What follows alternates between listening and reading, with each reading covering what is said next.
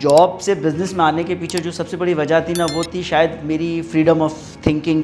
ज़्यादातर लोग पीक पे जॉब छोड़ते नहीं हैं। मैं ज़िंदगी से असल में काश ख़त्म करना चाहता था। जॉब के 25 साल जो भी आपका बिजनेस है उसके 5 साल 25 साल के बराबर है। तो आज अगर जनरेशन पैसे की तरफ फोकस है तो मैं समझता हूँ गलत नहीं है। अल्टीमेट गोल सबका ही पैसा ही है। अस्सलाम वालेकुम, मेरा नाम है विक्की खान और आज हम एक नए शो में आए हैं जिसका मकसद पॉडकास्ट नहीं है। एक ऐसे शख्स की जर्नी बताएंगे जो बहुत नीचे से ऊपर आए, अब वो कॉर्पोरेट का हिस्सा है।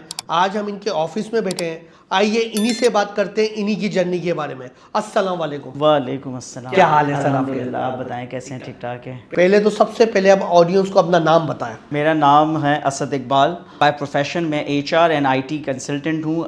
Basically my core journey is basically started from the human resource services और मैंने कोई 15 साल इंडस्ट्री में काम किया एज एन HR प्रोफेशनल। उसके बाद मैंने अपनी ऑर्गेनाइजेशन फर्म की जिसका नाम था टैलेंट अनलिमिटेड और फिर एसोसिएट हुआ मैं एक साइबर सिक्योरिटी ऑर्गेनाइजेशन के साथ as a director commercial operations which is UAE based. सबसे पहले ये बताएं, आप जॉब किया करते थे राइट? आपकी जर्नी जॉब से बिजनेस पे कैसे आई? पहले आप जॉब के बारे में बताएं, जॉब में आपको क्या क्या चीज़ें मिल रही थी, क्या क्या सहूलतें थी, और जॉब से हटके बिजनेस पे क्यों आए इसका रीज़न बताएं। और जॉब में क्या करते थे आप? देखें, बात यह है कि दोनों अपनी ही जगह बहुत वैल्यू करते हैं। ऐसी बात नहीं है कि जॉब से मैं करियर पे शिफ्ट हुआ तो इसका मतलब जॉब मेरे लिए कोई इतना इंपॉर्टेंट पार्ट नहीं था ज़िंदगी का।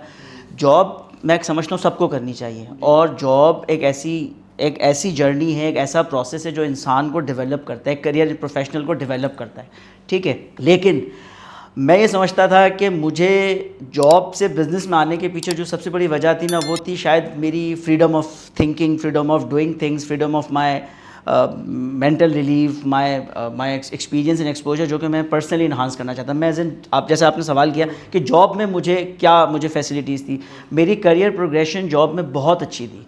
मेरा करियर स्टार्ट एक बहुत अच्छी ऑर्गेनाइजेशन के साथ हुआ और उसके बाद वो प्रोग्रेस करता गया one of the leading automobile organisation, उसके साथ बैंकिंग सेक्टर, उसके साथ IT ऑर्गेनाइजेशन, उसके साथ फिर मैं एक फाइनेंशियल इंस्टीट्यूशन के साथ my last assignment was talent acquisition and people lead. I had a good opportunities with them.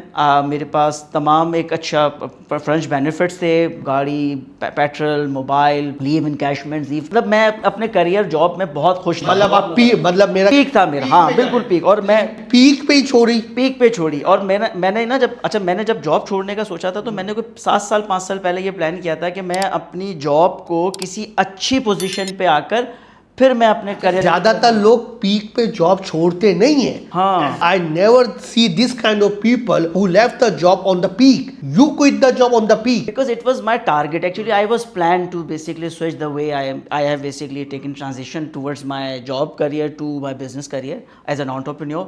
तो उसके पीछे एक मेरी पूरी थॉट थी। देखिए, मैं एक बात बताऊं, ज़िंदगी में कोई भी काम करें ना, लोग कहते हैं ना, मैं समझता हूँ कि उसके पीछे प्लानिंग और गोल और ऑब्जेक्टिव्स का होना बहुत ज़रूरी है। उनको सेट करते हुए आपने अचीव करना है।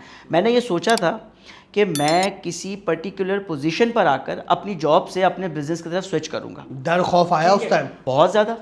यार मेरी इतनी सैलरी है, मुझे ये फैसिलिटीज मिल रही हैं, ये मेरे साथ प्रॉब्लम हो सकती है, मैं घर का खर्चा कैसे चलाऊं? Of course. क्योंकि ये we are as a human being, right? We think like a natural. My point is when you are going to take this decision. Actually सबसे ज़्यादा तो मुझे चैलेंज ये था कि जो शायद एक बड़ा नेचुरल फिनोमिना है, नेचुरल फियर है सजो के, है कि कहीं मैं फेल ना हो जाऊँ। हाँ, ऐसा ही है। ठीक है, कहीं मैं फेल ना हो जाऊँ। लेकिन मैंने कहा कि ये जो फेल होना है ना, मैं ये क्यों एक्सपीरियंस करके देख लूँ तो मेरी ज़िंदगी में ये ख्वाहिश ही नहीं रहेगी कि मुझे एक काश का लफ्ज़ ना ख़त्म हो जाए। मैं ज़िंदगी से असल में काश ख़त्म करना चाहता था कि काश मैं ये कर लेता, जो मैं हम अपने हिस्ट्री में, हम अपने माजी में देखते हुए आए बहुत सारे करियर या लाइफ के डिसीजंस में कि यार काश मैं ऐसा सोच लेता, काश मैं ऐसा कर लेता। तो उस काश को एक्चुअली मैंने एक्सपीरियंस करना था कि यार मैं काश कर लेता, तो मैंने कर लिया। अच्छा, चूँकि मुझे कॉलिंग भी थी, मैं सबके लिए पैगाम है मेरा कि जो लोग सोचते हैं, आप जैसे, मेरे जैसे, या हमारे साथ जितने भी लोग जो ये सोचते हैं ना कि उन्हें अपना बिजनेस करना चाहिए, मैं समझता हूँ उन्हें करना चाहिए। मेरा मकसद ज़्यादा से ज़्यादा क्या होगा, फेल होंगे ना, लेकिन अगर कामयाब हो गए तो। एक इसी बात पे मैं आपसे एक सवाल कर रहा हूँ जो बहुत ही कीमती सवाल है। हम लोग ना 90% जब पीक पे होते हैं ना, जब हम जॉब के पीक पे होते हैं, ये डिसीजन 90% पाकिस्तानी अवाम नहीं लेती। वो क्यों नहीं लेती मुझे ये समझ नहीं आता। हालांकि जॉब के 25 साल और आपके जो खुद कर रहे हैं अपना खुद जो भी आपका बिजनेस है उसके 5 साल 25 साल के बराबर है, लेकिन हम लोग इस पे आप मुझे रोशनी डालें, ऐसा क्यों होता है? आदतें, मुझे ऐसा लगता है वो आदतें हैं, ये वो कंफर्ट जोन में रहने की आदतें हैं, वो लग्जरीज़ को एंजॉय करने की आदत है, जो कि मुझे लगता है बहुत शॉर्ट टर्म पे होती हैं। ठीक है, और एक एज के साथ आप आदमी ना एक्सप्लॉइट हो रहे होते हो towards your achievements, towards your career, whatever the benefits you are getting from an organisation. लेकिन एक्चुअली जो मैंने फील किया ना, शायद वो लोगों का कंफर्ट जोन है जिससे वो निकलना नहीं चाहते। वो कहते हैं यार महीने के अगर 5 लाख रुपए सैलरी आ रही है, एक लगी बंदी मिल रही है, और वो और शुरू में आपको 6 महीने बिजनेस से 1 रुपया भी नहीं आना, बिजनेस से नहीं आना, और उसके बाद चले पैसा तो आप काम करते हो आना शुरू होता है। मसला सिर्फ ये है कि आपने बिजनेस में और जॉब में जो मैं सबसे ज़्यादा जो मैंने जो एक थिन लाइन डिफरेंस फील किया ना, वो है पेशेंस और कंटिन्यूस एफर्ट्स। ठीक है, और आपने जॉब में एक लिमिटेड रिस्पॉन्सिबिलिटी के साथ आप काम करते हैं, लेकिन बिजनेस में ना आपके पास 360 डिग्री की रिस्पॉन्सिबिलिटीज़ होती है कि आपने अपना अकाउंट्स भी देखना है, सेल्स भी देखनी है, ऑपरेशंस भी देखना है, आफ्टर सर्विसेज भी देखनी है, प्री एंड पोस्ट सर्विसेज भी देखनी है। तो आपको बहुत ज़्यादा एफर्ट्स करने पड़ते हैं। मतलब आपका जो वर्किंग आवर्स है ना, वो शायद 6 घंटे से 8 घंटे से वो 18 घंटे पे चले जाते हैं, कभी 24 घंटे भी हो जाते हैं। ऑफ कोर्स जैसे डिफरेंट मार्केट्स में हम काम कर रहे होते हैं, जैसे हम हैं, हमारा रीजन है, हम यूएस के साथ भी काम कर रहे हैं, हम बहरीन के साथ भी काम कर रहे हैं, हम यूएई के साथ भी काम कर रहे हैं, हम पाकिस्तान के साथ भी काम कर रहे हैं। अब ये डिफरेंट रीजन्स के डिफरेंट टाइम क्लॉक्स हैं, अब हमें उन टाइम जोन्स के साथ अपने आप को मैनेज करना पड़ता है। तो अगर वर्किंग आवर्स कैलकुलेट करें तो शायद 18 से 20 घंटे बन जाते हैं। ठीक है, ऐसा भी होता है। रात को हम लोगों ने जॉब की है, रात भर बिजनेसेस किए हैं, रात को हमने बैठ के इंटरव्यूज़ किए हैं, रात बैठ के हमने अपनी सर्विसेज मेक श्योर इंश्योर किए। तो ये है, लेकिन जॉब में अब नॉर्मली सोचा है मैंने अपने 8 घंटे कर लिया, अब 6 बजे के बाद मैं फ़ोन नहीं उठाऊंगा, ये एटीट्यूड है। 6 बजे के बाद ऐसा भी एटीट्यूड आपने देखा होगा ना कि यार मैं 6 बजे के बाद फ़ोन नहीं उठाऊंगा, 9 बजे से पहले फ़ोन नहीं उठाऊंगा। ऐसा ही है। लेकिन आपको बिजनेस में ना शायद आपको रात को भी फ़ोन उठाना पड़ता है, दिन में उठाना पड़ता है, क्योंकि आपने उसके लिए एफर्ट्स करने, मेहनत करना और अपने कंफर्ट जोन से बाहर रहना। आप बॉस है तो सबसे ऊपर आप ही है। बात सबसे ऊपर होने की नहीं है। देखिए बात है, मैं नहीं समझता कि जॉब में ऐसे लोग होंगे जो शायद सबसे ऊपर सबसे नीचे देखते होंगे। ये होती है रिस्पॉन्सिबिलिटी लेना और अपने आप को मुसलसल किसी स्ट्रगल में रखना और किसी लेवल पर अचीव करना, कैपेसिटी को इन्हांस करना, कैपेबिलिटीज़ को अपने स्ट्रेच करना कि मुझे यहाँ तक पहुँचना। ये इंसान, इसका ताल्लुक किसी शायद जॉब से नहीं है, इसका ताल्लुक एक इंडिविजुअलिटी से है, वो है responsibility. If somebody is willing to take responsibilities, if somebody is willing to, यानी कहते हैं ना वो नो पेन नो गेन। तो अगर आपने कुछ गेन करना है तो you have to take pain first, pain of regret और पेन ऑफ डिसिप्लिन। तो ये बड़ा मेंटेन करने की जरूरत होती है। आप असद भाई, मैं आपसे बचपन में जाऊंगा, आप अपनी स्ट्रगल बताएं, स्ट्रगल से लेके आज आप किस पोजीशन पे हैं, और आपने जो जॉब की, क्या जॉब की, कहाँ से शुरू हुए, कहाँ से एजुकेशन हासिल की, क्या क्या किया, और आप इस टाइम पर कहाँ हैं, ज़रा आप ये बताएं। अच्छा, मेरी करियर जर्नी या मेरी एजुकेशन हिस्ट्री अगर आप मुझे लेते हैं तो मेरा ताल्लुक बेसिकली मीरपुखास सिंध से है। ठीक है, मैंने अपनी बेसिक एजुकेशन जैसे स्कूलिंग जो है वो मीरपुखास से ही की, ग्रेजुएशन भी मेरा वहीं से यूनिवर्सिटी ऑफ सिंध से हुआ। उसके बाद फिर मैंने कराची मूव किया और मैंने यहाँ पे MBA किया इकरा यूनिवर्सिटी से। अच्छा, बीच में आपकी बात काटता हूँ, आपकी फैमिली कराची से, नो सॉरी, बेसिकली आपकी फैमिली मीरपुखास से, लेकिन जब मीरपुखास से आप कराची मूव हो रहे थे तो फैमिली ने नहीं बोला यार आप कराची क्यों जा रहे हो, आपकी पूरी फैमिली वहाँ थी? नहीं, देखिए मेरे फादर ना वो बड़े किसे कहते हैं ना ओपन माइंडेड पर्सन है, वो खुद एजुकेटेड हैं, तो वो एजुकेशन को प्रमोट करते हैं, वो एजुकेशन को पसंद करते हैं। उन्हें था कि शायद उस वक्त आज से कुछ साल पहले या आज से 15-20 साल पहले शायद वो एजुकेशन के हिसाब से या उस तरह से अपॉर्चुनिटीज़ नहीं थी जो अब हो गई हैं। तो उन्होंने हमारी एजुकेशन पे बड़ा फोकस किया, बड़ा इन्वेस्ट किया, नॉट ओनली मी बट मेरे बहनों को भी उन्होंने बड़ी अच्छी एजुकेशन दी, डॉक्टर हैं, HR प्रोफेशन है। तो हमारे यहाँ एजुकेशन को बड़ा प्रमोट किया जाता है, हम वी आर बेसिकली एजुकेटेड। आपने बताया था आपके भाई भी डॉक्टर है? मेरे बड़े भाई भी डेंटल सर्जन है, मेरी बहन डेंटल सर्जन है, मेरी एक बहन HR प्रोफेशनल है, वो बेसिकली आर्टिस्ट भी है। और इसके अलावा मेरे एक भाई लॉयर हैं, दूसरे भाई भी मेरे फादर के साथ बिजनेस में होते हैं, he is also a graduate educated. मसला सिर्फ ये था कि वहाँ से आने के पीछे सिर्फ एक ही वजह थी, for a better career, better opportunities in terms of education, in terms of career success and growth. तो ये ऐसा नहीं, इंटीरियर सेंस से हर बंदा इसी तरह से आता है और मूव करके आगे बढ़ के फिर वो अपने नेक्स्ट लेवल की तरफ जाता है। जैसे मेरे बड़े भाई भी कराची आए, उन्होंने यहाँ से एजुकेशन कंप्लीट करी, एक प्राइवेट इदारे से उन्होंने अपनी डेंटिस्ट्री करी, उसके बाद वो UK चले गए। तो इसी तरह से हम सब लोग ग्रो करते आए और आगे बढ़ते चले गए। सबसे पहले क्या किया आपने कराची आके? मेरी कराची आने के बाद मैंने सबसे पहले तो अपना MBA स्टार्ट किया। फिर ड्यूरिंग MBA ही मुझे एक इंटर्नशिप ऑफर हो जाती है एक फाइनेंशियल इंस्टीट्यूशन के अंदर। और वहाँ पे मुझे सेल्स में अपॉर्चुनिटी मिलती है। और उस टाइम आपकी क्या सैलरी थी? देखिए मुझे उस टाइम सैलरी ही नहीं थी, मुझे स्टाइपेंड भी नहीं दिया गया था। मुझे ये कहा गया था कि आप अपने आप को पहले प्रूव करें। मतलब फ्री में आपको Free बोल में, दिया? free of cost। और लेकिन आप में भूख थी जो आपने एक्सेप्ट की, क्योंकि आजकल जो न्यू जनरेशन है ना, अगर कोई चीज़ उनको अच्छी मिल रही है, सीखने को मिल रही, if you want to learn something free, they don't want to. Yes, तो आपने वो चीज़ अचीव की ना? मैंने बिल्कुल उस चीज़ को अचीव किया। और मुझसे ये कहा गया था कि आपको कोई इंटर्नशिप पे कोई स्टाइपेंड वगैरह कुछ नहीं मिलेगा। तो मैंने कहा था कि would you give me an experience full of as much as you can. और मेरा इत्तेफाक से जो करियर ट्रैक्शन थी ना, वो थी HR। अच्छा लेकिन मुझे इंटर्नशिप मिली थी सेल्स में। अच्छा, आपकी फील्ड ही अलग। फील्ड भी अलग, एक ये नया चैलेंज था मेरे लिए। एक तो मुझे स्टाइपेंड नहीं मिल रहा था, दूसरा मुझे मेरी रेलेवेंसी नहीं मिल रही थी। तो मैंने सिर्फ to prove myself to enter into an corporate organisation, तो मैंने क्या किया कि ठीक है अपॉर्चुनिटी को कैश करो, लेकिन मैंने उनसे कहा था कि I will prove myself, so could you please give me an opportunity to work for HR। उसने कहा वो हम आपको ही बता सकते हैं फ्यूचर में, बट अभी हमारे पास सेल्स में अपॉर्चुनिटीज है। मैंने कहा ठीक है, और मैंने सेल्स में परफॉर्म यू किया। Grab it. Yes, I got it.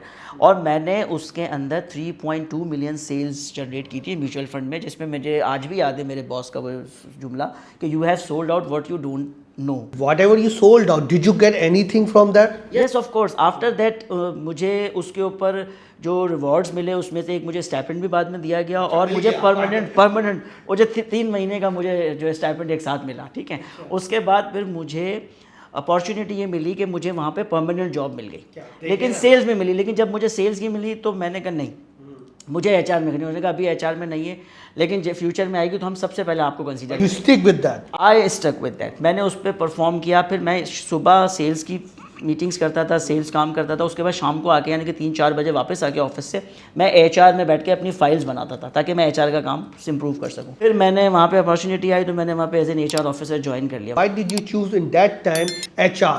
HR is really actually मुझे ना HR ऐसा लगता था कि मेरी पर्सनैलिटी पे सूट करता है। मुझे HR में मज़ा आता है। मुझे करना वही चाहिए जो इंसान को अच्छा लगे, जो अट्रैक्ट करे, जिसमें आप इंजॉय आप मतलब उससे खुश होते थे? खुश होते हैं। तो मैं अपने काम को इंजॉय करता था HR के। ऐसे काम नहीं लेते थे आप, उसको लिए लेते थे यार इससे मुझे मज़ा आता है। मज़ा आता है, मुझे मज़ा आता है। मैं इंजॉय करता था अपनी जॉब को, अपने काम को ना। अगर मैं 6-6 घंटे 8-8 घंटे मैं इंजॉय करता हूँ। मुझे आज भी इन काम करने में एक्चुअली मुझे वैसे ही बड़ा शौक है। मुझे मैं वर्कहॉलिक पर्सन सॉर्ट ऑफ, तो मुझे उसमें मज़ा आता था। तो मैंने उसको किया। फिर मैं अपने आप को, खैर आप इंडस्ट्री में होते हो तो आपको प्रूव भी करना होता है कि आप कुछ माइलस्टोन सेट करते हो, अचीव करते हो। फिर उसी के साथ साथ मैंने अपना MBA भी कंटिन्यू किया, MBA कंप्लीट किया। उसके बाद मुझे ऑफर हो जाती है एक ऑटोमोबाइल में, लीडिंग ऑटोमोबाइल ऑर्गेनाइजेशन में। वहाँ पे मैं बेसिकली रिक्रूटमेंट एंड सिलेक्शन में चला जाता हूँ। फिर मैं मेरे MBA अच्छा, बीच में आप स्पीकर भी रहे, राइट? मैं मुख्तलिफ ऑर्गेनाइजेशंस के प्लेटफॉर्म्स पे मैंने एज ए ट्रेनिंग भी परफॉर्म किया है, और साथ साथ मैं मुख्तलिफ ऑर्गेनाइजेशंस में, इंस्टीट्यूशंस में, यूनिवर्सिटीज़ में मैं एज एन गेस्ट स्पीकर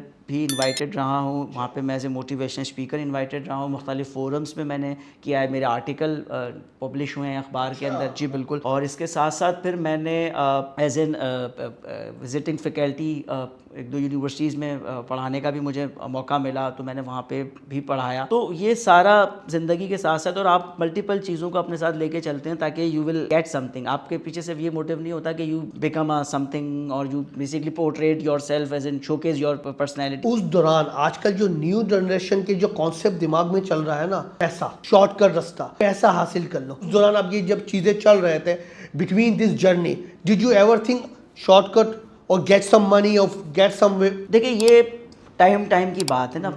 उस ज़माने में वैल्यूज़ डिफरेंट थी। उस ज़माने में आज से कुछ 5-10 साल पहले जिस तरह का अब दौर है वो नहीं था, ठीक है। टेक्नोलॉजी जिस तेज़ी के साथ इंप्रूव कर रही है, जॉब्स जिस तेज़ी के साथ ऑब्सोलीट हो रही हैं, मार्केट में जिस तरह से एक अजीब अनसर्टेनिटीज़ रहती हैं, तो शायद उस वक्त की वैल्यूज़ डिफरेंट थी। और आज अगर जनरेशन पैसे की तरफ फोकस है तो मैं समझता हूँ गलत नहीं है। अल्टीमेट गोल सबका ही पैसा ही है। लेकिन मैं आपकी बात अब मैं एंड, हाँ, एट द एंड एक चीज़ जो आपकी मैं पॉइंट को जो मैं समझना चाह रहा हूँ उसमें ये होता है कि आप मॉरल वैल्यूज़ कॉम्प्रोमाइज़ कर जाते, आप रिस्पेक्ट कॉम्प्रोमाइज कर जाते हैं, आप शायद शॉर्टकट्स की तरफ चले जाते हैं। यही मेरा मकसद था। ये चीज शायद नहीं होनी चाहिए। लाइन ड्रॉ करनी चाहिए ना, लाइन ड्रॉ, मतलब क्या आपको उस कैटेगरी में डिफाइन करना है और अपनी लाइन ड्रॉ करनी है। आजकल जो प्रॉब्लम है ना न्यू जनरेशन के साथ, मैं 18 साल बाद यहाँ हूँ, मैं उस दौरान यहाँ पे था जब हम मॉरल वैल्यू पैसे को नहीं देते थे। आजकल पता है क्या, एक गाड़ी गुजरती है ना 11 करोड़ की, बच्चा ऐसे देखता है, हमें याद ही नहीं है। मैं हकीकत बयान कर रहा हूँ, I never believe that time money, thinking way कुछ और था, कुछ बनने को हम तरजीह देते थे उस दौरान। लेकिन अब जो बच्चा है ना, जब से सोशल मीडिया आया,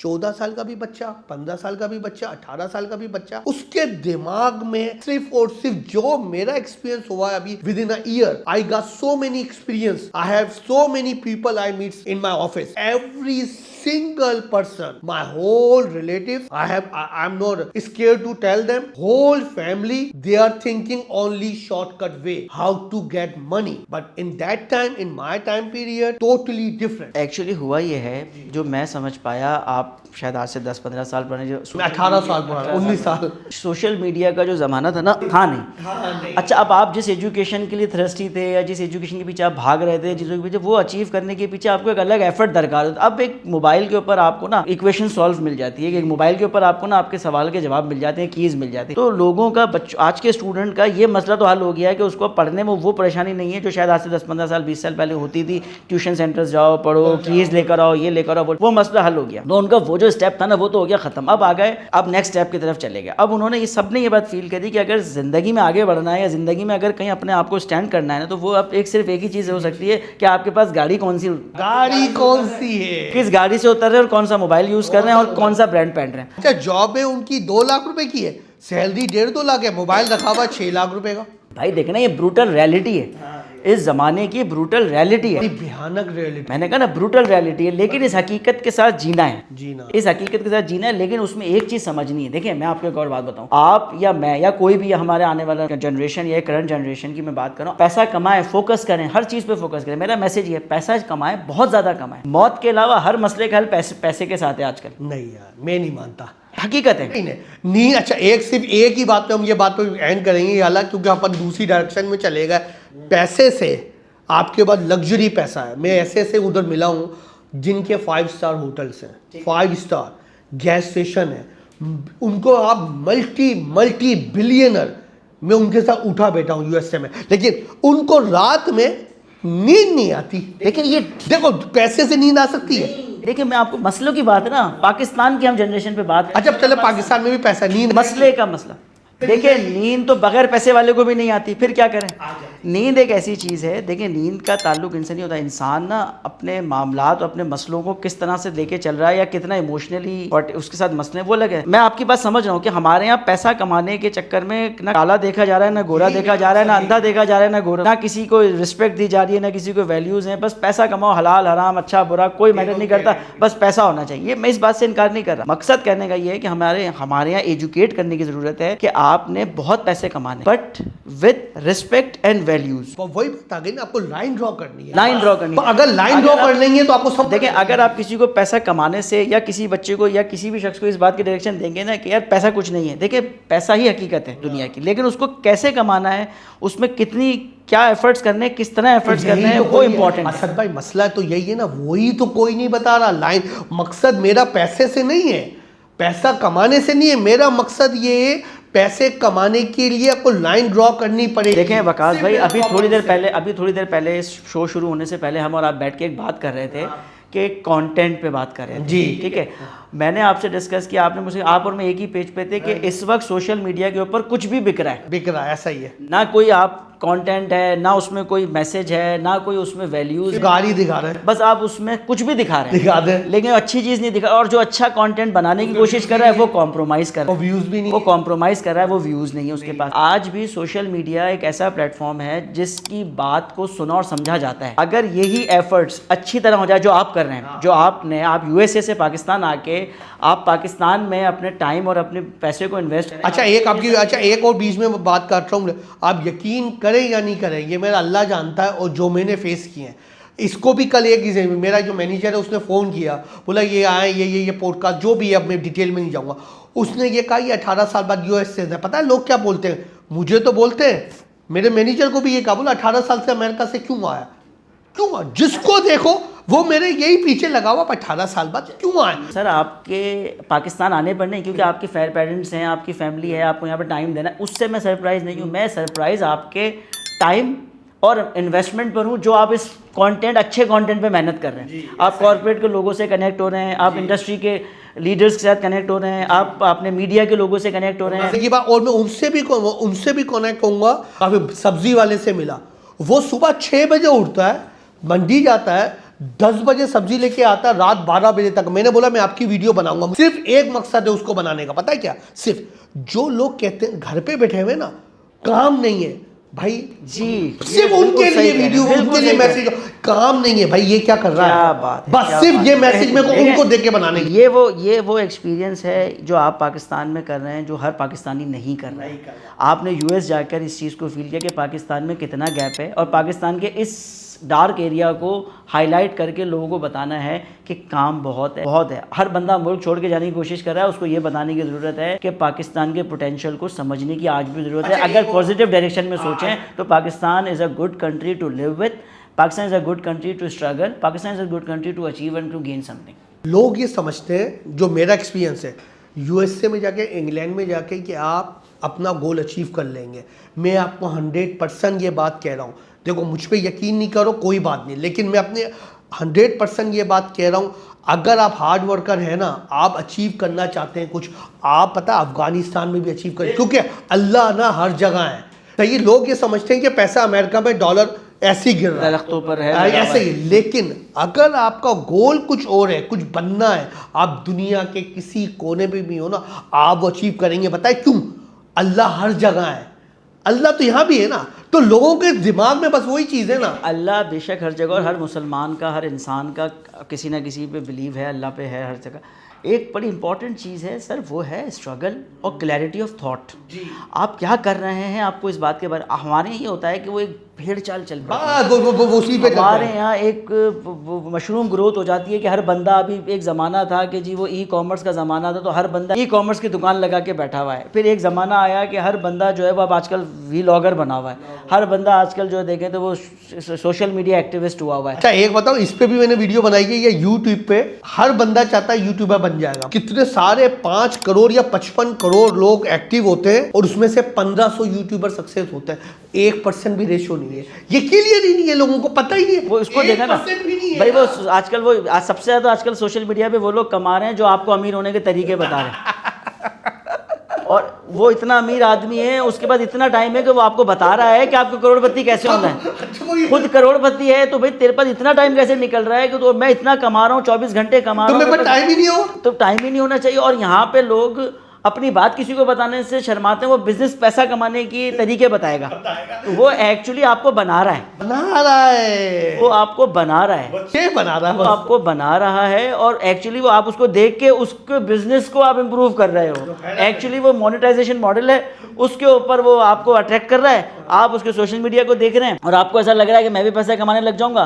पता ये चलता है कि जी वो अमीर हो जा रहा है, आप अपना जो काम लेके कर रहे थे उससे भी आप फारिग हो गए, और आप घर में बैठकर अपना और वक्त ज़ाया कर रहे हैं। बात यह है सर, बात यह है, मैं हमेशा इस बात पे बिलीव रखता हूँ, जो आपको आता है ना, चाहे आपको पान बेचना ही क्यों ना आता हो, आप उस पे मेहनत करें। आपने 15 साल 20 साल किसी फील्ड में लगाए हो ना, इसका मतलब आप उस फील्ड पर आप एक्सप्लोर करो कि इस फील्ड में क्या क्या किया जा सकता है। ट्रेडिशनल थिंकिंग नहीं। दूसरी, एडेप्टेबिलिटी का ज़माना है। देखिए, मेरा करियर HR से शुरू हुआ, आज मैं साइबर सिक्योरिटी और IT सर्विसेज का काम भी कर रहा हूँ। आज मैं वक्त के साथ साथ चेंज हुआ ना, वक्त ने मुझे चेंज किया कि क्या रिक्वायरमेंट है फील्ड की, क्या एडेप्टेबिलिटी पे जाना चाहिए, इनोवेशंस पे जाना चाहिए, टेक्नोलॉजी पे, मतलब आपके टाइम के हिसाब से चलना चाहिए। देखिए यही दौर है ना, एक दौर था टेलीविजन का ज़माना था, लोग टीवी के था, अब टीवी लोगों के घरों में शायद हो ना हो, मोबाइल पे सोशल मीडिया सारा चल रहा है। यही टेलीविजन कंपनीज भी अब अपना यूट्यूब और फेसबुक का पेज बना के लोगों को अपना प्रोग्राम दिखा रही है, क्योंकि उनके पास टाइम नहीं। लोग बोलते हैं मोबाइल पे गाड़ी में बैठ के अपना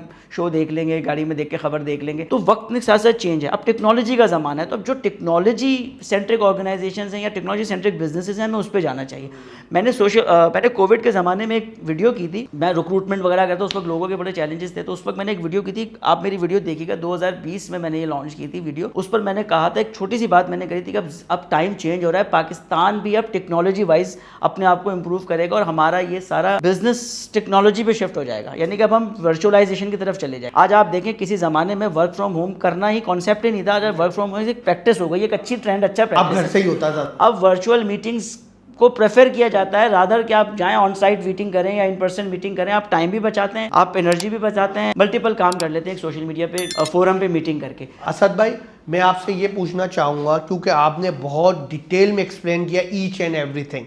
अब मैं आपसे ये पूछना चाहूँगा, जो न्यू जनरेशन है ना, आम अल्फाज में ये बताएं आप क्या हैं, क्या करते हैं, क्या सर्विसेज देते हैं, अब्रॉड में देते हैं या पाकिस्तान में देते हैं, आप इस टाइम पे क्या करते हैं? देखिए, आम अल्फाज में तो मैम खादिम है, लेकिन न्यू हम खादिम है। अच्छा देखिए, मैं आम अल्फाजों में अगर आप मुझे समझना चाहेंगे तो हमारा बड़ा सिंपल सा काम है। हम लोग बेसिकली टेक्नोलॉजी और ह्यूमन रिसोर्स प्रोफेशनल सर्विसेज दे रहे होते हैं, ठीक है। ये है क्या चीज़, उनके लिए बताएं क्या चीज़ है? ह्यूमन रिसोर्स सर्विसेज में ये होता है कि जी हम मुख्तलिफ ऑर्गेनाइजेशंस को, मुख्तलिफ बिजनेस सेक्टर्स को हम HR सर्विस प्रोवाइड कर रहे होते हैं। उसमें आप टैलेंट एक्विजिशन है, उसमें आप ट्रेनिंग है, उसमें आप जो कह सकते हैं कि अदर प्रोफेशनल मैनेज सर्विसेज हो गई। उसमें हमारा जो कोर बिजनेस एरिया है वो है साइबर सिक्योरिटी। अच्छा। मैं एक cyber security company, Dubai based company में एज एन डायरेक्टर भी काम कर रहा हूँ, as an I am one of the partners of this organisation. उसमें मैं साइबर सिक्योरिटी की सर्विसेज ऑफ़र करता हूँ। साइबर सिक्योरिटी सर्विस हम लोग दे रहे होते हैं मुख्तलिफ फाइनेंशियल इंस्टीट्यूशंस और organisations, different multiple corporate organisations के लिए।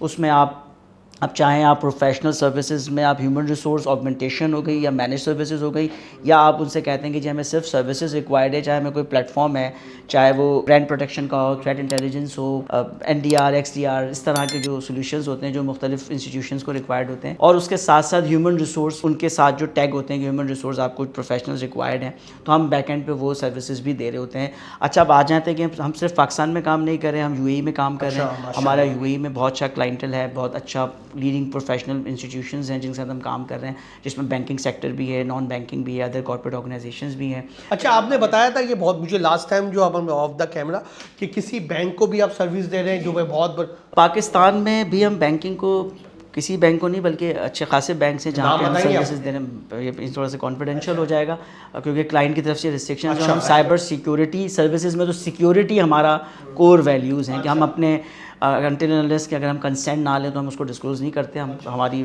पॉलिसी का पार्ट है। I am so sorry for that, ये हमारा बिज़नेस है, उसमें हम बड़ा मोहतात रहते हैं। तो हम, और इसके अलावा हम UAE के अंदर, बहरीन के अंदर हम सर्विसेज दे रहे हैं, हम USA के अंदर सर्विसेज दे रहे हैं जिसमें हम लोग रिसोर्सेज दे रहे हैं। यहाँ बैठ के भी हम मैनेज कर रहे हैं कुछ रिसोर्सेज US क्लाइंट के लिए, कैनेडियन क्लाइंट्स के लिए। और दूसरा ये कि नॉट ओनली ये चीज़ें हमने कोई पहले दिन से शुरू कर दी थी, विद टाइम। आपने कहा ना मैसेज क्या है या आप लोगों को बताना चाहेंगे, तो मैं यही बताना चाहूँगा कि पेशेंस और डिसिप्लिन और कंटिन्यूस एफर्ट्स ये बड़े रिक्वायर्ड होते हैं, अगर आप बिज़नेस करें तब भी और आप जॉब करें तब भी। लेकिन मैं ये समझता हूँ कि जो लोग बिज़नेस की तरफ आना चाहते हैं ना, शुरू से मैं वही वाली बात करूँगा कि वो अपने काश को ख़त्म करने के लिए ना ट्राई ज़रूर करके। इस टाइम जो लास्ट जॉब आपने छोड़ी, इनकम बताना पसंद करेंगे उस टाइम आप क्या जॉब पे, क्या इनकम थी, क्या सैलरी लेते? इनकम मेरी 6 नंबर्स में थी। अच्छा। 6 नंबर्स में इनकम थी और जितने फ्रेंच बेनिफिट्स थे वो सारे मेरे साथ टैग थे। अच्छा, 6 नंबर में हमें तो पता है, लेकिन आम पब्लिक को बताएंगे। कुछ लोगों के लिए वो नंबर बहुत कम होगा, कुछ लोगों के लिए वो नंबर बहुत ज़्यादा होगा। तो यहाँ पे हर बंदे की अपनी थॉट है ना। मसला सिर्फ कहने का ये है कि हाँ, मैं एक अच्छे करियर पाथ के साथ मैंने अपना जर्नी शिफ्ट की थी और वो बहुत इंपॉर्टेंट था। इंपॉर्टेंट ये नहीं है कि मैंने मेरी कितनी सैलरी थी या मैंने क्या अचीव किया। इंपॉर्टेंट ये है कि एक इंडिविजुअल क्या अचीव करना चाहता है। अगर वो कहीं स्टक है तो उसको ये समझना चाहिए कि ज़िंदगी में ना चांस लेने में कोई बुराई नहीं है। मैं हमेशा इस बात को प्रेफर करता हूँ, मोटिवेशनल स्पीकिंग में भी मैंने हमेशा अपने लेक्चर्स में भी ये बात करी है कि हम लोगों के डिफरेंट एक्सपीरियंसेस को सुन के ना हम ये चीज़ का अंदाज़ा लगा सकते हैं कि कहीं अगर मैं भी उसी चीज़ पे फंसा हुआ हूँ ना, तो मुझे ये जर्नी से या उसकी बात से मुझे इस बात का सोल्यूशन मिल जाता है। हम इंसान हैं, हम सबके तकरीबन एक जैसे। मेरे सर में जो दर्द होगा ना, तो उस दर्द आपके सर में जब दर्द होगा तो उसकी कैफियत एक जैसी होगी। एक मैं बड़ी आम सी मिसाल देता था ट्रेनिंग पे, मैं वहाँ देना चाहूँगा कि हमारे यहाँ हमें ये बताया जाता है जब भूख लगती है ना, तो सिर्फ रोटी खाने से या चावल खाने से भूख ख़त्म हो सकती है और आपको सुकून हो जाता है। लेकिन अगर आपके पास जब रोटी खाने के लिए रोटी ना हो और चावल खाने के लिए उस वक्त चावल ना हो और आपको भूख लगी है, तो आपके पास दूसरा ऑप्शन क्या होना चाहिए? अगर आपको अवेयरनेस नहीं है तो उसकी अवेयरनेस ये है कि एक्चुअली जब भूख लगती है तो सर में दर्द होता है। इसकी एक वजह ये होती है कि आपका ग्लूकोज लेवल डाउन हो रहा होता है। तो अगर आपके जब ग्लूकोज लेवल डाउन हो रहा हो ना और आपके पास खाने को कुछ भी ना हो, घर में अगर शक्कर पड़ी हो ना, आप थोड़ी सी शक्कर भी खा लेंगे ना, शक्कर का पानी लेवल मेंटेन हो जाएगा। शक्कर का पानी पी लें, शक्कर पी लें, शक्कर खा लें। अवेयरनेस आ गई कि अब मुझे पता लग गया कि जब मुझे भूख लगी और रोटी नहीं हो ना, तो मैं रोटी के लिए परेशान ना हूँ, तो मैं अपने सर्वाइवल के लिए शक्कर खा के भी थोड़ा सा मैनेज कर लूँ ना, तो मेरा ग्लूकोज लेवल मेंटेन हो जाएगा, तो मैं सर के दर्द से महफूज रह सकता हूँ। इसी तरह से जब हम अपने एक दूसरे के मसले डिस्कस करते हैं ना, ओपन डिस्कस करना चाहिए, प्रॉब्लम्स को डिस्कस करना चाहिए, अपनी स्टक्स को बताना चाहिए कि मैं यहाँ फंसा हुआ हूँ। ठीक है, हर किसी से नहीं करनी चाहिए, किससे क्या कहना है वो कहते हैं ज़रा कि बड़ा दुश्वार होता है ज़रा सा फैसला करना, जीवन की कहानी को, ज़बानी बेज़ुबानी को कहाँ से याद रखना है, कहाँ से भूल जाना है, किसे कितना बताना है, किसे कितना छुपाना है। तो ये ज़रूर ज़िंदगी में होना चाहिए। लेकिन अच्छा, ये अब इससे ये पर्दा मत डालें मेरी बात का, इस टाइम आपकी मतलब माशाल्लाह कितनी इनकम है, इससे पर्दा नहीं डालें। ये बात मैं क्यों आप क्यों मेरे को FBI वालों के मेरे सवार कराएंगे, क्यों मेरे लिए मुश्किल पैदा करेंगे? टैक्स मैं देता हूँ, पाकिस्तान के तमाम टैक्स देता हूँ, लेकिन फिर भी सामने वाला कैसे ले। मैं ये कह सकता हूँ कि मैं करियर के एक डिक्लाइन से टूवर्ड्स ग्रोथ की तरफ हूँ माशाल्लाह। अल्हम्दुलिल्लाह। करियर पोर्टफोलियोज़ में इजाफा हुआ, बिज़नेस पोर्टफोलियोज़ में इजाफा हुआ। एक अच्छी करियर जर्नी है मेरी बिज़नेस की, जो कि 5 सालों में मैंने अचीव किया। ठीक है, लोकल मार्केट से इंटरनेशनल मार्केट में लोग मुझे अब जानते हैं, नाम के साथ जानते हैं, मेरे बिज़नेस को जानते हैं, मेरी कंपनीज़ को जानते हैं। मुझे ऐसे भी रेफरेंस। कंपनी के नाम क्या है? टैलेंट अनलिमिटेड और MA3 साइबर।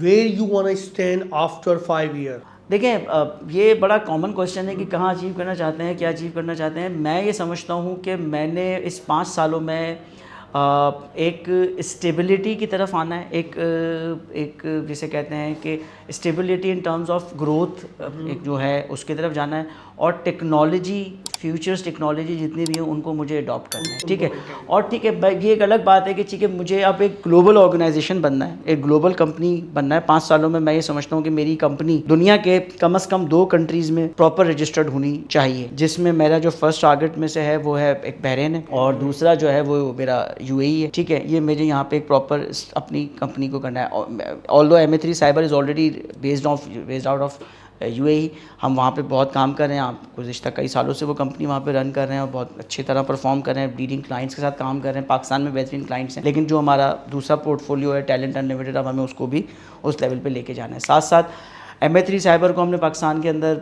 बहुत डिफरेंट वेरीज़ में हम देख रहे हैं। साइबर सिक्योरिटी में हम अपने आप को लीडिंग ऑर्गेनाइजेशन समझते हैं। नया बच्चा वो आपकी फील्ड से ही अटैच हो, तो वो क्या स्टेप ले, किस तरीके से अपनी कंपनी बनाए, क्या करे, उसको बेसिक चीज़ क्या? देखें, नया जो भी फ्रेशर है उसका पहले तो ये देखना है कि फ्रेशर अगर डायरेक्ट कंपनी की तरफ आता है तो मैं समझता हूँ नहीं आना चाहिए। उसे यकीनन कुछ साल कहीं जॉब करनी चाहिए और ये बात अंडरस्टैंड करनी चाहिए कि उसका एरिया ऑफ इंटरेस्ट क्या है। देखें, मैं समझता हूँ कि कम से कम 2 से 3 साल, कम से कम 2 से 5 साल, 2 से 5 साल उसको फ्रेश एयर की बात करो, 5 साल एटलीस्ट जॉब करनी चाहिए, प्रॉपर जॉब, प्रॉपर जिसे कहते हैं ना, जिसमें उसको ये बात की फिक्र नहीं होनी चाहिए कि मुझे पैसे कितने मिल रहे हैं और मुझसे क्या काम कराया जा रहा है। एक्सपीरियंस और एक्सप्लोर कि एक्चुअली मेरा एरिया ऑफ इंटरेस्ट क्या है। और मैं, अगर आप साइबर सिक्योरिटी या HR में भी अगर आप देखते हैं तो सिर्फ एक HR नहीं है, उसमें भी बहुत सारे पोर्टफोलियोज हैं, ट्रेनिंग्स हैं, रिक्रूटमेंट है, उसमें डिफरेंट ब्रांचेज हैं। आपने, और अब ये दौर है स्पेशलाइजेशन का, एक्सपर्ट्स का दौर है। आपकी एक्सपर्टीज़ क्या है, आपकी स्पेशलाइजेशन क्या है, उसे 4-5 साल इस बात को समझना होगा कि एक्चुअली वो करना क्या चाहता है, वो अचीव क्या करना चाहता है उस 5। और ऐसा नहीं है कोई भी फील्ड ऑब्सोलीट नहीं होती है। एक ज़माना था लोगों ने बड़ी AI आ जाएगा तो इंटरवेंशन ख़त्म हो जाएगी। आप मुझे बताएं एआई को बनाएगा और एआई को चलाएगा भी तो कोई ह्यूमन ना। Of course। ह्यूमन एफर्ट्स कम हो सकते हैं लेकिन ह्यूमन एलिमेंट ख़त्म नहीं हो सकता। बस आप ये कह सकते हैं कि जॉबें कम हो सकती हैं, ये कह सकते हैं। जॉब्स तभी ख़त्म नहीं होती, खत्म तो नहीं होंगी यहाँ। जॉब्स क्रिएट होती हैं, उसमें डायरेक्शंस निकल आती हैं, उसमें मुख्तलिफ डायरेक्शन। अब मुझे आप बताएं ना कि जो कंटेंट राइटिंग का लोग कहते हैं कि अब एआई आने के बाद, चैट जीपीटी आने के बाद कंटेंट राइटर का कंटेंट खत्म हो जाएगा। ऐसा नहीं हो सकता। आपने क्या चीज़ सीखी, उसमें प्रॉम्प्ट सीख लिया, प्रॉम्प्ट। अब आपने कंटेंट को कैसे क्रिएट करना है, कैसे जनरेट करना है, वो एक ह्यूमन एलिमेंट है, वो प्रॉम्प्ट डिसाइड करेगा, वो प्रॉम्प्ट सजेस्ट करेगा, तब जाके वो आपकी एआई आपको वो कंटेंट डेवलप। वो करने के लिए भी तो जहन चाहिए ना। अब वो तो नहीं है कि आप रिबोट हो, ये कर लिया खुद ब खुद हो जाएगा, हो ही नहीं सकता। देखिए रोबोट भी ह्यूमन इंटरवेंशन के बगैर नहीं काम कर सकता। ह्यूमन वो कमांड भी तो उसको किसी ह्यूमन माइंड ने दी है ना, ह्यूमन बॉडी ने उसको वो चीज़ दी है ना। उसमें ये होता है कि ह्यूमन एक इंडिविजुअल का रोल उसमें बाइफिकेट हो जाएगा, उसमें ब्रेक्स हो जाएंगे, मुख्तलिफ उसमें क्यूब्स में उसका रोल डिफाइन हो जाएगा कि जहाँ पर शायद मुझे 4 रिसोर्सेज चाहिए थी वहाँ 1 रिसोर्सेज होगी, लेकिन वो जो रिसोर्स आपके कहीं काम नहीं आ रही तो वो कहीं और काम आ सकता है। ऐसा नहीं हो सकता। ये कॉन्सेप्ट मैं समझता हूँ, मेरी लॉजिक के मुताबिक ये गलत है। ह्यूमन इंटरवेंशन हमेशा रहेगी, उसके बगैर आप काम नहीं कर सकते। चलें असद भाई, आपका बहुत बहुत शुक्रिया, thank you very much. At the and में आपसे एक पंच लाइन पूछूंगा, वो हम सबके लिए करते हैं। एक ऐसी एडवाइस दें फॉर न्यू जनरेशन को, छोटी सी, बिल्कुल उनको 2-3 अल्फाजों में बतानी है, जो दिल से निकले, दिमाग पे रह जाए हमेशा। हम है समंदर, हमें अपना हुनर मालूम है। हम है समंदर, हमें अपना हुनर मालूम है, जिस सिमत चल पड़े रास्ता हो जाएगा।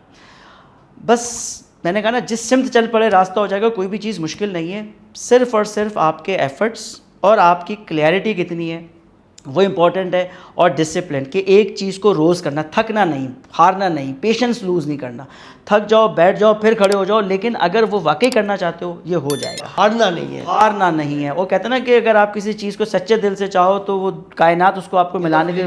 फिल्म का डायलॉग है, फिल्म का डायलॉग भी है, ये मूवी का डायलॉग भी है। इसके अलावा ये आपने अगर वो बुक पढ़ी हो अल्केमिस्ट, उसके अंदर ये लॉ ऑफ अट्रैक्शन बताई गई है। ये लॉ ऑफ अट्रैक्शन है कि अगर आप किसी चीज़ को अचीव करना चाहते हैं तो राहें उसकी तरफ बढ़ना शुरू। There is a will, there is a way. और हम भी as a Muslim we believe, अल्लाह भी यही कहता है, जिस चीज़ के लिए मेहनत करोगे मैं दूंगा। देखिए अल्लाह ने कुरान में कहा है ना कि जिस चीज़ का इरादा कर लो ना, उसके बाद फिर अल्लाह पे छोड़ दो, कभी पेश अल्लाह, और अल्लाह ताला फिर उस पर मदद करता है। तो ये तो एक मुसलमान का बिलीव है, लेकिन एक इंसान का बिलीव, हम तो इस वक्त इंसान पे बात कर रहे हैं ना, मुसलमान तो है ही, लेकिन हमारा वीडियो ज़रूरी है मुसलमान भी देख रहा हो, हमें हर बंदे को बताना। तो ये एक जनरल मैसेज है फॉर एवरी बिलीवर के स्ट्रगल हर दफ़ा आपके काम आती है, बस आपने उसके लिए पेशेंस और कंसिस्टेंट रहना है।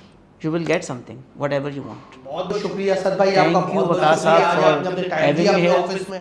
इंशाल्लाह ज़िंदगी रही तो फिर दोबारा मिलेंगे। Thank अल्लाह ताला आपको कामयाबी पे आसमान पे पहुंचाए। आमीन, आमीन। Thank you very much.